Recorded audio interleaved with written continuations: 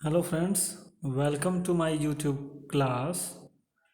Today we are going to start the first chapter of your book, The Cell, its structure and function. And in this video, we will cover certain topics. The topics are introduction to the chapter, the second is discovery of cell, then the cell, and then we will study out the cell shape, and then at the last cell size. So let's start the chapter. There are large variety of organisms on this earth that are all distinct in their form and structure. तो अगर हम अपने आसपास देखें तो varieties of organisms हैं जिनका form structure एक दूसरे से बिल्कुल अलग अलग है, डिफरेंट है. However they all possess similarity in their basic structure and function. इतना विभिन्नता होने के बाद भी, इतनी डिफरेंसेस होने के बाद भी, उनके शेप में, साइज़ में, फॉर्म में, स्ट्रक्चर में, अगर किसी भी दो ऑर्गेनिजम्स को हम देखते हैं तो they are differ from each other. उसके बावजूद भी उनका बेसिक स्ट्रक्चर जो है और उस बेसिक स्ट्रक्चर का जो फंक्शन है वो सेम है लगभग लगभग सारे ऑर्गेनिज्म में. जैसे कि अगर हम बात करें, just as a building is made up of bricks, in the same way bodies of plant और it is animal all are made up of cells. तो अगर हम एग्जांपल लेते हैं बिल्डिंग्स की, तो हमारे आसपास अलग अलग तरह के different forms of buildings are there. कोई किसी की जो बिल्डिंग है वो सिंगल स्टोरी है, किसी की डबल स्टोरी है, किसी ने किसी और कलर का पेंट कराया है, किसी ने कुछ कलर पेंट कराया है, किसी ने कुछ और डिज़ाइन दे रखा है, किसी ने कुछ और डिज़ाइन दे रखा है. बट अगर उसके बेसिक स्ट्रक्चर में जाएं हम अंदर, तो चाहे बिल्डिंग छोटी हो, बड़ी हो, चाहे किसी भी कलर की हो, वो सारे के सारे बिल्डिंग्स बनी किससे हैं? ईंटों से बनी हैं. तो यहाँ हम कह सकते हैं जो ब्रिक्स हैं, जो ईंटें हैं, they are the structure of the buildings. और वो बिल्डिंग किसी भी तरह की हो. तो in the same way plants हैं या एनिमल्स हैं, और डिफरेंट फॉर्म्स ऑफ प्लांट हैं हमारे आसपास, डिफरेंट फॉर्म्स ऑफ एनिमल है हमारे आसपास. तो चाहे प्लांट्स किसी भी फॉर्म में हो, एनिमल किसी भी फॉर्म में हो, इन सब का एक यूनिट है जिससे सारे प्लांट्स, सारे एनिमल्स, सारे ऑर्गेनिजम्स बने हैं, और उस यूनिट को हम लोग बोलते हैं cell. CELL, cell. Whether it is microscopic bacteria or amoeba to large animals like elephant or large trees like people tree, all are made up of cell as their basic structure. अब अगर हम बात करते हैं microscopic organisms की, microscopic organisms means ऐसे organisms जिनको हम अपने आँखों से नहीं देख सकते हैं directly without using the microscope. जब माइक्रोस्कोप यूज़ करेंगे then only we will be able to see such organisms, and such organisms are called as microscopic. Example is bacteria and amoeba, और भी बहुत सारे एग्जाम्पल हैं. तो वो चाहे माइक्रोस्कोपिक ऑर्गेनिज्म बैक्टीरिया हो या अमीबा हो, या बड़े से बड़े जानवर जैसे कि एलिफेंट हो, या बड़े से बड़ा पेड़ जैसे कि पीपल हो, तो कितना भी साइज में डिफरेंसेस हो, मतलब कि एक सेल से बना है तो भी या बहुत सारे सेल से बना है तो भी, जो बेसिक स्ट्रक्चर है इन एनिमल्स का, इन प्लांट्स का, that is cell. Certain cell exist as a unicellular organisms. कुछ ऑर्गेनिजम्स एक ही सेल से बनते हैं, और ऐसे ऑर्गेनिजम्स को हम लोग बोलते हैं unicellular organisms which are called single celled individual. इनको हम सिंगल सेल्ड इंडिविजुअल भी बोलते हैं. While other are part of multicellular organisms, जबकि कुछ सेल मिल करके मल्टी सेलर ऑर्गेनिज्म बनाते हैं, यानी ऐसे ऑर्गेनिजम्स जिनके अंदर मिलियंस ऑफ सेल हों, बहुत सारे सेल हों. Certain basic functions such as nutrition, respiration, growth, development are performed by all these organisms. तो वो चाहे organisms जो हैं सिंगल सेल के बने हों या मिलियंस ऑफ सेल्स के बने हों, उन सब के बॉडी में कुछ कॉमन फंक्शंस हैं, और वो फंक्शंस कौन कौन से हैं? न्यूट्रिशन है, रेस्पिरेशन है, ग्रोथ है, डेवलपमेंट है. तो इन सब से हमको क्या निष्कर्ष मिला? दैट इज कि the cells are basic structure as well as functional unit of life. तो this is the basic definition of cell. जो सेल है, जो कि चैप्टर में हम पढ़ रहे हैं, तो सेल का डिफिनीशन क्या होगा? Cell are basic structure as well as functional unit of life. तो यहाँ से एक क्वेश्चन आता है आपके बोर्ड एग्ज़ाम में कि सेल्स को हम लोग बेसिक स्ट्रक्चरल और बेसिक फंक्शनल यूनिट क्यों बोलते हैं? Why the cells are called as basic structural and basic functional unit of life. तो जैसा कि आपको हमने बताया अभी जस्ट नाउ कि चाहे वो ऑर्गेनिज्म छोटा हो, छोटे से छोटा हो या बड़े से बड़ा हो, सारे के सारे ऑर्गेनिजम्स का जो बेसिक स्ट्रक्चर है वो सेल से शुरू होता है। और फिर से दूसरा पॉइंट आपको बताया कि चाहे वो यूनिसेलुलर हो या मल्टीसेलुलर हो, सारे बॉडी के अंदर कुछ कॉमन फंक्शंस होते हैं जो सेल प्रोवाइड करता है, दैट इज़ न्यूट्रिशन, रेस्पिरेशन। तो जो सेल है वो सारे फंक्शंस कर सकता है, जो लाइफ के सर्वाइवल के लिए ज़रूरी है वो सारे फंक्शंस सेल कर सकता है। और बॉडी के स्ट्रक्चर के बनाने की यूनिट जो है वो सेल ही है, इसलिए इसको हम लोग बोलते हैं कि सेल जो है that is structural and functional unit of life. Now अब बात करेंगे हम लोग डिस्कवरी ऑफ सेल की।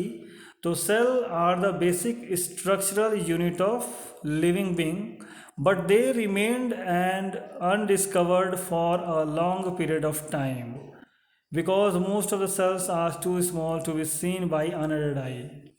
तो सेल्स जो हैं ये तो पता है हमको कि वो स्ट्रक्चरल यूनिट है लाइफ के, बट दे रिमेन्ड अनडिस्कवर्ड, कई सालों तक अनडिस्कवर्ड रहे। क्यों अनडिस्कवर्ड रहे? क्योंकि इन स्ट्रक्चर्स को हम बिना माइक्रोस्कोप के नहीं देख सकते हैं और ऑप्टिकल इंस्ट्रूमेंट हमारे पास अवेलेबल नहीं थे। जब ऑप्टिकल इंस्ट्रूमेंट होगा तभी हम इन स्ट्रक्चर को देख सकते हैं, ऐसे हम नहीं देख सकते हैं। तो इसलिए due to inavailability of optical instrument the discovery of cell was not done for various years. It was only after the discovery of optical instrument in 17th century। तो 17th century में जब ऑप्टिकल इंस्ट्रूमेंट्स की discovery हो गई, that is microscope, उसके बाद ही cell के structure को हम देख पाए या उसके फीचर्स को हम स्टडीड कर पाए। अब क्वेश्चन उठता है कि किसने किया सेल का डिस्कवरी? तो ये भी आप लोग बिल्कुल याद रखेंगे, that is Robert Hooke, ROBERT, Robert HOOKE, hook. Robert Hooke was the first scientist who in 1665 observed thin slices of cork, cork मतलब होता है bark of a tree, through his self-designed microscope, and he observed that they had honeycomb like structure, और उस honeycomb like structure में छोटे छोटे compartments होते हैं, और लैटिन लैंग्वेज में इन कंपार्टमेंट्स को हम लोग रूम बोलते हैं, या रूम को या कंपार्टमेंट को लैटिन लैंग्वेज में हम लोग बोलते हैं cell, and that's why these were called as cell. तब से सेल नाम इसका पड़ गया। तो सेल जो वर्ड है वो लैटिन लैंग्वेज से लिया गया है, और रॉबर्ट हुक ने इसकी डिस्कवरी की। और कब की? दैट इज़ 1665 में डिस्कवरी की। और कैसे की? By observing the thin slices of cork under his self designed microscope. Now next is the structure that can be seen under microscope. जो हनीकॉम्ब लाइक स्ट्रक्चर दिखाई देता है प्लांट सेल का, वो आपके स्क्रीन पर है, आप देख सकते हो कि जो मधुमक्खी का छत्ता होता है बिल्कुल वैसा ही डिज़ाइन ये बना हुआ है, but this is actually plant cell है ये। तो इसीलिए इसको हम लोग बोलते हैं हनीकॉम्ब लाइक स्ट्रक्चर।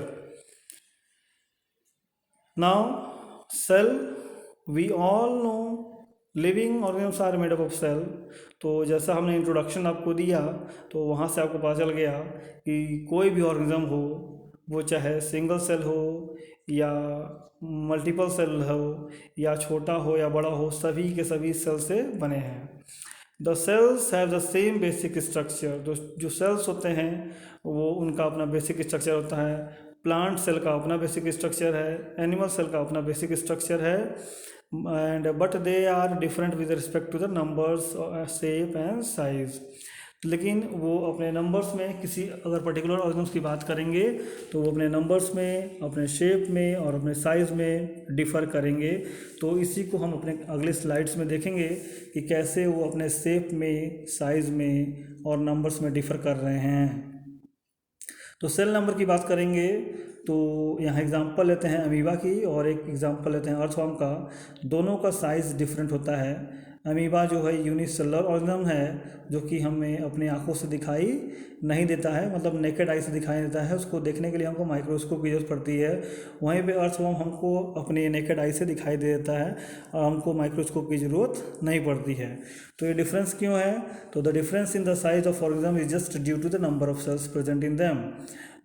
उनके बॉडी में जो नंबर ऑफ सेल्स हैं उनके चलते उनका साइज छोटा या बड़ा है। Amoeba is a living organism of single cell.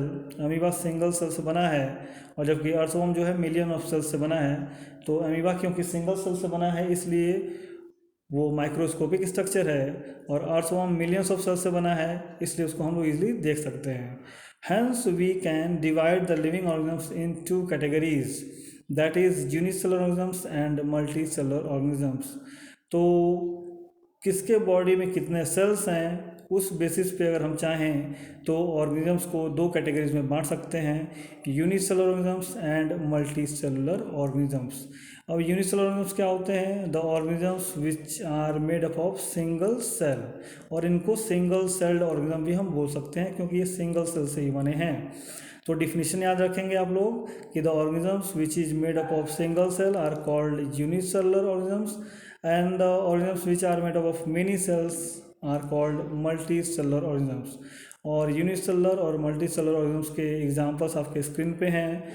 Unicellular organisms का एग्जांपल यूग्लिना है, अमीबा है, पैरामीशियम है, और मल्टीसेलुलर का example human beings, bird and animals है। तो सेल शेप्स की बात करेंगे तो अब शेप की बात करेंगे तो जो सेल के शेप्स हैं वो अपने फंक्शन के हिसाब से, अपने बॉडी में लोकेशन के हिसाब से अलग अलग होंगे। It may be oval, spherical, cuboidal, fiber like और polygonal. These differences is due to their location and function in the body. Body में कहाँ लोकेट हैं, उनका फंक्शन क्या है, उस हिसाब से उनका स्ट्रक्चर होता है। और